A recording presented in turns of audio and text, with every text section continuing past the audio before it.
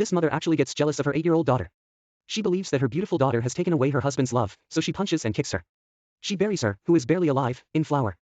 Fortunately, the father returns home and saves her in time. The couple had a big fight because of this, but the mother did not restrain her behavior, but instead hated her daughter even more. She thought her daughter was a witch who used her beauty to steal her husband's love. Because of this, Mary has never felt motherly love from childhood to adulthood. She had also tried to actively reconcile with her mother, but was ruthlessly pushed away. Her father witnessed all of this and privately cared about Mary. However, this only resulted in her mother's intensified cruelty. She cut Mary's long hair short with extremely rough and violent actions. The scissors cut across Mary's forehead, blood oozing out. She didn't care at all, while young Mary was powerless to resist and could only silently endure. Mary's childhood was spent in torment by her mother, who was easily displeased. They would punch and kick her, and sometimes Mary would hide under the bed in fear, but even then, her mother would not let her go, and dragged her out from under the bed, and beat her violently, slapping her in the face one after another. Mary couldn't bear it anymore. She pushed her mother away and tried to escape. Her furious mother, like a madwoman, picked up the stick from the ground and viciously smashed it on Mary's head. Mary was barely breathing.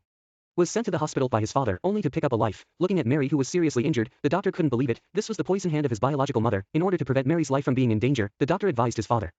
The father, who had no choice but to separate his daughter from her mother, had to leave her in the care of relatives. Time flies, and decades have passed. Now Mary has grown up and become a police officer. Investigating a murder case, the victim was only 13 years old, completely naked, and thrown into a small spot in the forest.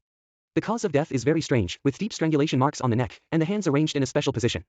There was also a piece of cake on the body, as if performing some kind of special ceremony, and the forensic doctor preliminarily determined that the girl died of suffocation and was not violated by the murderer, and because the crime took place in the town where Mary grew up, her superiors put her in charge of the case, although she was extremely reluctant to return here. The small town that left her with childhood trauma. Soon, another murder occurred, with the victim being a young girl again. After investigation, the modus operandi of the two cases was extremely similar. Mary speculated that this was a serial murder case. Before they could sort out too many details of the case, a third murder followed. The lady died naked and miserable, only her private parts were covered with cakes, and she was placed by the murderer on a small side, showing a strange posture, as if she was performing some kind of ritual. The killer deliberately placed the lady's high heels on the roadside, hoping that her carefully crafted work would be discovered soon. After investigation, the police quickly confirmed the identity of the deceased and went to her home to investigate. The family informed them that she was a typical obedient girl. With excellent grades, not smoking, not drinking alcohol, not perming hair, and no early love affairs, it is even less likely to have conflicts with outsiders. However, when Mary opened her computer, discovered a private folder full of inappropriate photos and videos of girls. It seems that the girls are not as innocent as their families claimed. Through a careful analysis of the cases and a detailed comparison of the details of 3 incidents, Mary discovered that the personal lives of the 3 victims were extremely chaotic. After killing them, the murderer arranged their bodies in a special posture, which is extremely similar to that of the Virgin Mary. Mary speculated that the murderer must have some kind of psychological obsession with cleanliness, believing that these girls were impure. Therefore, the murderer cleaned them up, stripped them naked, and arranged them in the posture of the Virgin Mary. Dumping the bodies by the stream in the forest, allowing them to be baptized by nature, and they were all placed with cakes on their bodies, Mary decided to start an investigation with the cakes, and it happened that Mary's family was a famous cake market in the town, and she took the cake from the deceased to the cake market's sister. Let her help with the analysis. I saw my sister break off a small piece of cake and put it in her mouth for a careful taste. She quickly came to the conclusion that the cake is made with top-quality ingredients, baked within 4 days, and with a very special baking process. There are only 4 shops in town with such excellent craftsmanship. Mary wants a complete list, but her sister avoids eye contact and intentionally delays handing over the list. It turns out that her sister's cake shop is also among them. Mary can only return to the police station first and continue the investigation. In the archives, an old police officer provided her with a clue. Over the past 20 years, there have been several similar cases where the victims were strangled to death, arranged in a specific posture, and then thrown naked by the river. The body was in a state of disrepair, but the braids were neatly combed. There were also candies placed on the body. No useful clues were found at the crime scene, and the temporary police were powerless. The killer suddenly stopped committing crimes 8 years ago, and the case was left unresolved. Until recently, the killer committed another crime. Mary speculated that the killer must have suffered some kind of stimulus recently, which caused them to reappear. However, the killer doesn't seem to want to give Mary a chance to catch her breath. The police received another emergency call, and the 4th murder case occurred. The girl was brutally injured, her body wrapped in a burlap sack, and thrown into a secluded wooden house. Her eyes were fixed on the front, and her neck was covered in bruises. It is unimaginable the torment she endured before her death. The police quickly arrived at the scene. Mary quickly identified the clues of this case, which shares some similarities with the previous series of serial murder cases. Although the victims of these cases are all young girls, the modus operandi of this particular case is noticeably different from the previous ones. Therefore, she concluded that someone was imitating the crime, trying to forge a serial murder case to confuse the police's vision. Sure enough, when Mary returned to the police station from the crime scene, someone provided clues to the police. This person is the mother of the deceased. She reported her second husband, who is the stepfather of the deceased, for killing her own daughter. Soon, the police caught the girl's stepfather, watching her grow up day by day and enter adolescence. She couldn't control herself anymore, and her animalistic nature took over.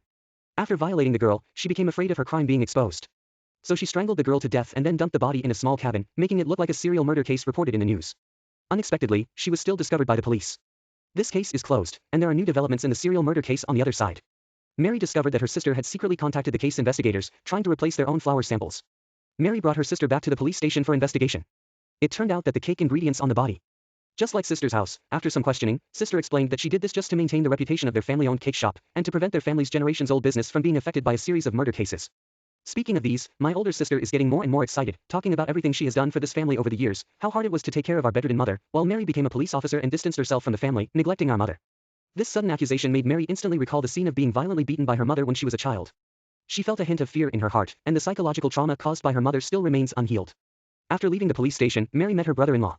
Brother-in-law told Mary that her marriage with her sister has long been in name only, they had been separated a year ago. Therefore, her sister's emotions are very unstable and she said some excessive words. Mary should bear more responsibility, while on the other hand, Mary was asked to recuse herself because her immediate relatives were involved in a serial murder case. The sudden change destabilized her and made her feel downhearted. She decided to confront the past and visit her mother in the psychiatric hospital. She saw her mother lying in the hospital bed. Mary's fear couldn't be stopped in her heart. She called out to her mother cautiously. Seeing Mary, her mother's emotions suddenly became excited. She cursed and longed to catch Mary. Several decades have passed. Mother's disgust towards Mary has not diminished. Coming out of the ward, the doctor told Mary that her mother's emotions were very unstable. A few days ago, she mistook the nursing staff for Mary and stabbed the nurse's eyes, and also bit her face. Fortunately, the brother-in-law arrived in time to calm down the crazy mother. From the doctor's mouth, it was learned that the brother-in-law comes back to visit every week, and only he knows how to make the mother quiet down. Hearing this, Mary gradually felt that something was wrong. The fact that my brother-in-law is able to appease my insane mother indicates that they have something in common, violence and extremism. Let's once again review the details of the serial murder case. My brother-in-law and sister got married 8 years ago, which is also when the perpetrator stopped committing crimes. Their marriage fell apart a year ago. The murderer also started killing again within a year, and the cake on the corpse was exactly the same as that of her sister's family. Mary suspected that her brother-in-law was the real murderer of the serial murder, so just as Mary was shocked, her brother-in-law appeared from behind. A shovel knocked the gun out of Mary's hand, and she confessed everything to Mary. She believed that those girls were all immoral and unchaste women who would corrupt the entire town. So she, on behalf of God, eliminated them. This is justice. Mary took the opportunity to pick up the scissors from the ground and stabbed them into her brother-in-law's thigh. The two of them wrestled together, but Mary was no match. Her brother-in-law tightly choked her neck, leaving Mary with no room to resist, just at the moment of crisis. Sister appeared, shot a bullet to the head, personally killed her brother-in-law. With this, the serial murder case is finally solved, and the small town has regained its tranquility. Movie, The Invisible Guardian. Adapted from the representative work of Spanish mystery crime novelist Dolores Redondo, The Invisible Guardian of the Bastin trilogy is claimed to be more thrilling in terms of criminal psychology than The Silence of the Lambs. Interested friends can go and read the original work.